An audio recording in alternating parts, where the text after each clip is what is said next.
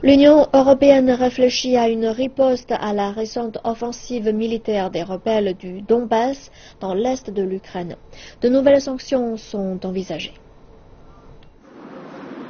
L'Union européenne envisage une nouvelle série de sanctions contre la Russie, du fait de son rôle dans la crise ukrainienne.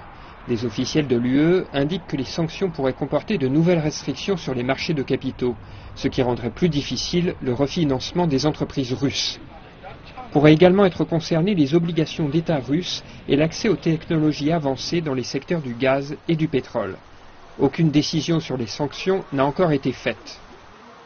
Les dirigeants de l'UE doivent d'abord demander à la Commission, lors d'un sommet le 12 février, de préparer de telles mesures. Cela prend habituellement de 5 à 6 semaines. Une décision finale pourrait être prise donc en mars.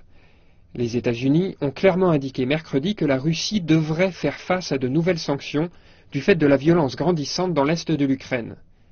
Suite à une conversation téléphonique entre le vice-président américain Joe Biden et le président ukrainien Petro Poroshenko, la Maison-Blanche a condamné ce qu'elle décrit comme des rebelles soutenus par la Russie et le lourd bilan des victimes civiles de cette offensive soutenue par la Russie.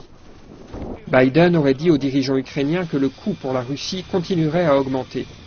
Mardi soir, le président américain Barack Obama et la chancelière allemande Angela Merkel ont discuté de l'augmentation significative des violences en Ukraine et averti que la Russie serait tenue pour responsable.